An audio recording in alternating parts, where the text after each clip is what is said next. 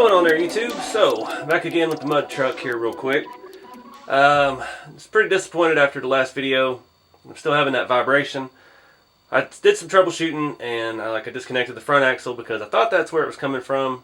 It wasn't. I narrowed it down at the transmission, and the only thing I can find is the spur gear has a little bit of wobble in it, and I don't know how to fix that. So we just went in and swapped it. Now I just used an RC 4-wheel drive single speed R2. It's not ideal. Did not fit very well at all. I had it lined up and had it mounted perfectly, but it only had the little tab through on one side and one screw on the other. So as much torque as this thing's going to have, there's no way that would have stayed put. So I've made some quick and dirty aluminum mounts, and I made two that were mirrored, and I didn't realize how the other side was slightly offset. So made it work. I made some new holes in it, but I'll show you a little closer look at that. So you can see this side worked out pretty well. I did have to space it a little bit due to having to put nuts on the back of these screws here, and it was going to interfere with the motor plate. So we used some probably 2 or 3 millimeter spacers in there, and it was fine because I had the other side, it aligned out pretty well with like a 6 millimeter spacer, and putting 2 or 3 over here plus the aluminum plate ended up where the other side was nice and snug with just the aluminum plate, and worked out pretty well. So we've got these 2 screws going into the transmission with the 2 or 3 mil spacer behind it, and then I've got these 2 through the plate with nuts on the back. I did have to swap this one out afterwards because the screw was longer than the nut and it was hitting the motor plate still, but got that sorted out. It's in there pretty tight. I'm still getting a little flex under torque, but I think it's just the motor plate, so we're going to turn it on here. So this side was a little more involved. I did flip the plate, and I got this screw because the factory mount for this it offsets and comes back towards the front. So this screw goes through chassis, the plate, and the bracket, the original mounting bracket, and did nothing else lined up. So I had to drill this one out and put a nut and a bolt on that. This one, I don't know how I did it. I did it while it was on the truck. I drilled through the aluminum without burrowing into the threaded motor mount plate. So it still bites, so there's no need for a nut on the back of that, which is good because it won't fit because of the way the motor plate is made.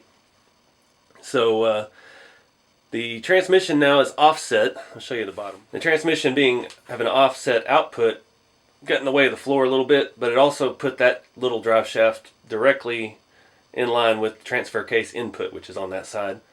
And it was aligned a little bit better, but the way the tolerance is there of my fabricating skills, it made the transmission set perfectly horizontal to the frame instead of having a few degrees of drop in the rear, which it'll be alright. It's the pinion angles are still good, and that drive shaft is nice and firm and tight. It's been lubricated. Everything should be good in there. The motor plate, the floorboard, I did throw some 5 or 6 mil spacers in those. That's about as much as I could squeeze. Those nuts may fall off because it's barely in the nylon. We'll address that later once we get to figuring out what we're going to do with the interior and the body and all of that. But that is, I clearanced the floor a little bit. That fiberglass, I hate cutting into that. It throws dust everywhere. It's a mess. But it is what it is. It's the perfect thing I've got to fit in there. So everything should be good. Hopefully, fingers crossed. One thing while we're down here, these axles, they're kind of all aluminum SEX 10-1 style axles. These do say TFL. There are others out there that don't say anything on them. They're probably all the same, but it's got these extra holes here, and they are threaded, and they're perfectly threaded. So what I'm planning on doing, there's a big event out here near me, Rednecks with Paychecks, and I've seen they have a Jeep, a little 4-door JK it's like the owner's mud truck or whatever, and they have like a skid plate on the front axle that looks like a boat front almost. So I'm thinking we're going to fabricate something like that for it. I'm trying to get to that point. I'm trying to get it to run reliably, no drivetrain issues, and then we can get to some fun stuff like that and actually test it in some mud, hopefully. But yeah, I've got a couple mounting points here. Got some threaded holes here. Before we get this thing in water, we probably do want to Loctite those shut. We don't want muddy water getting in our axle tubes. That would be disastrous. But yeah, let's get this thing running. So fingers crossed here.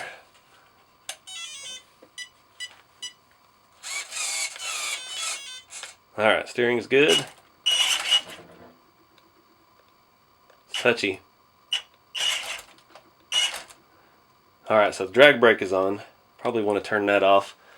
But this is Castle, so I have to have the little doodad to do that, of course. So I'm going to mount the body up for the first time. See how that works with the front body pins. And we're going to take this thing outside and see what it... Alright, so mounting the body wasn't as easy as I thought. I didn't have any screws long enough, and then it would put a lot of pressure on the Lexan. So I had to drill it all out to fit 3mm hardware, and I've angled them a pretty good angle, I think. This one was already bent that way. And I've just used some little threaded rod pieces, and I'm going to try to put some screws in from the front, or from the top. And yeah, hopefully this will do the trick.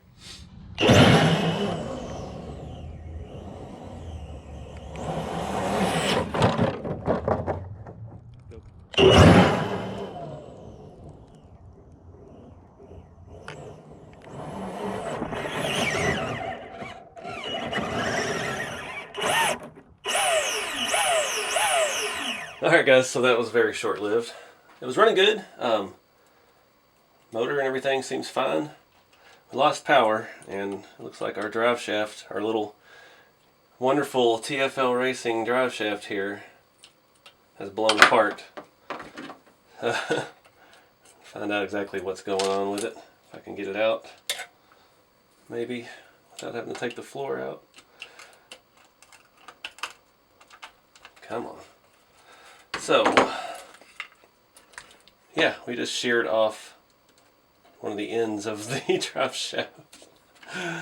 Oh man. Get it out of here. We'll take a closer look. So here's our culprit. Slide this off. The pin is still in place. And, yep, we just broke the end clean off this thing. So, can't handle the power. So now we're back to pretty much where we started. We got a new transmission. We've got one of the same old problems. The problem is the length between there is hard to fit. We're going to have to get some measurements again and try to track down something. It's hard. The way they sell shafts, it's all the range. And this, I really don't need a range. I need it to just be a set length, but no such animal exists.